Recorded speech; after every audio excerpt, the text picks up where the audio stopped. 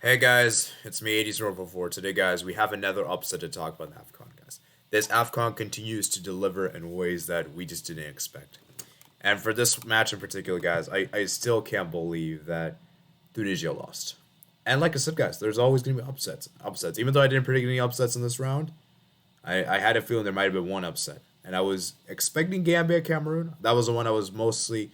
I believe like there was an upset to take place. It would have been that one in particular, but turns out it wasn't that. It was actually this one in particular. And I just think that for me, guys, this is a big upset. Now, on the grand scheme of things for this match, I'll be completely honest with you. It was a very even game. I don't really think one team was like completely better than the other. Like it, this wasn't a domination.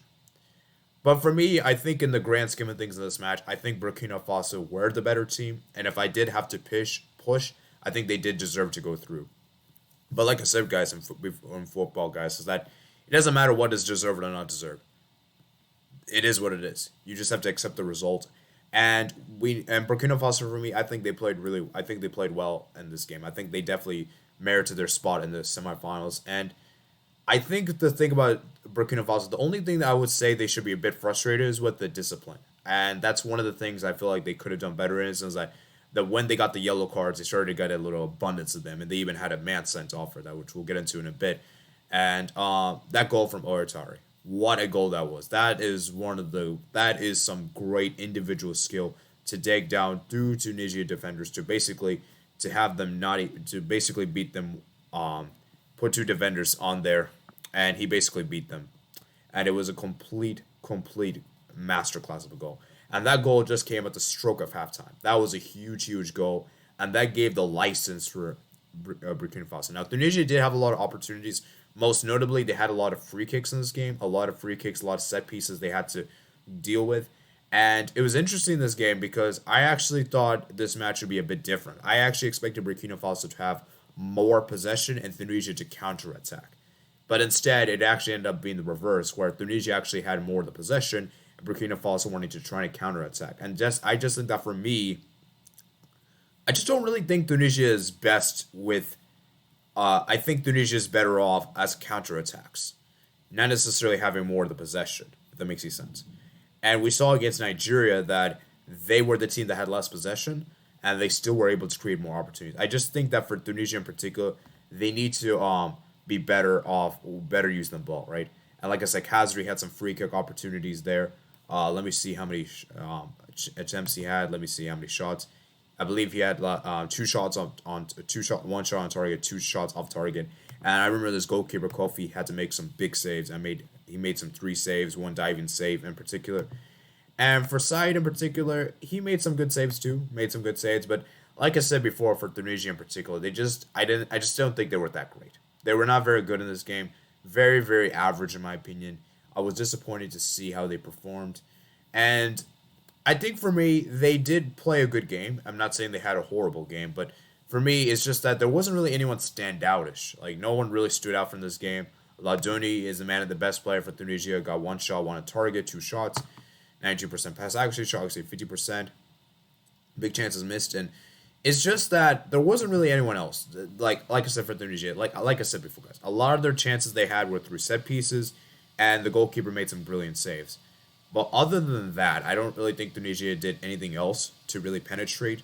And I think for Burkina Faso defensively, in the second half they were brilliant. Defensively, they looked really good. They man marked it. There was even a potential penalty appeal, and I believe Kazri was trying to win the penalty. I forgot who was it. I think was it Otara right here. I believe that was a great sliding challenge indeed. Won the ball, and that was a great penalty. There was like a penalty appeal for that. Let me see if I can find it here on this thing. So where's the ticker here? Why is there only two big events shown? Um, and so yeah, there was like a penalty appeal. Let me see if I can find here. Tackles where you can see block shots, tackles. Where is it? Duels one, three duels one, four clearances, one headed clearance. Block shots, one dribbles attempt was fouled. It might have been Tapsoba actually.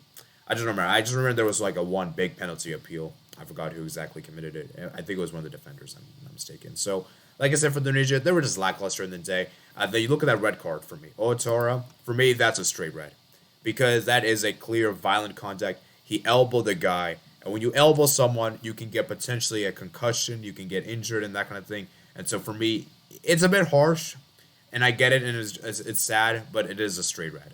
It is a straight red, and I think the referee was right to give that a straight red, deservedly so. And Burkina Faso were down to 10 men in the 81st minute. But like I said, 83rd minute actually. And like I said, they continue to push on. Tunisia tried to push on for trying to score.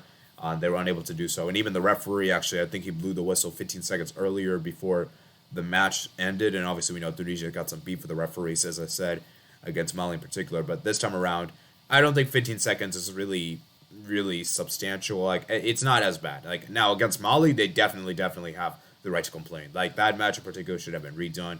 5 minutes, and they were down to 10 men, and you have also stoppage time to account for. So Tunisia were definitely, I would say they definitely, I could see them complaining against Mali, but this one I don't really think you can complain about.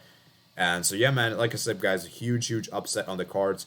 Burkina Faso did it, man. Congratulations to them. They're in the semifinals, and Toure got that assist for that goal there. Very good game from him. And yeah, like I said, I think for Burkina Faso, they looked really good. I was really impressed with them defensively. I thought defensively looked really solid. Attacking wise, I thought they were good as well. And I just think that for me, they were the better team. They were the better team in this matchup. I wasn't too impressed with Tunisia. For me, there wasn't really any Tunisian players that, like I said, for me, had an amazing game. And I think for Burkina Faso, they're in it. So they now play the winner of Senegal versus Equatorial Guinea in the semifinals. And given how Senegal has been doing, I could see, like, if they were to face, like, let me make this clear. If they face Senegal, I really genuinely think they could honestly beat them. I really genuinely think they could because of how lackluster Senegal has been. Now, if they face Equatorial Guinea, that could be really interesting. That could be really interesting, the Equatorial Guinea and that Burkina Faso, and that would be crazy. And by the way, fun fact for you guys.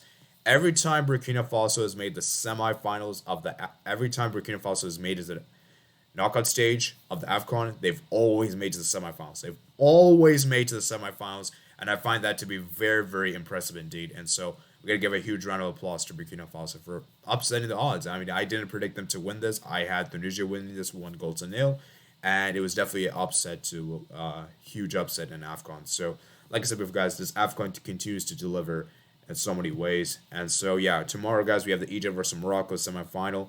Not semifinals, sorry, quarterfinals, and then we also have the Senegal versus Equatorial Guinea's quarterfinal matchup. So those going to be two nice matchups indeed in the quarterfinals. So hope you guys do enjoy that. So like I said, guys, if you do enjoy the AFCON, guys, please consider subscribing to the channel. It really helps the channel grow. Like this video as well. Helps the channel grow as well. YouTube algorithm. Comment down below your thoughts on this matchup in particular. And I want you guys to also do is check out my round of 60 quarterfinal predictions where I went a bit more in depth in my explanations why I justified my picks and everything. So if you want to know why did I pick this team, that video is out for you guys. I did it yesterday. And yeah, that's pretty much about it. So hope you guys did enjoy. And also check out my other project. Listen to the description below for my Twitter, my Discord, my email address, my Twitch. And I'll see you guys later. Peace out.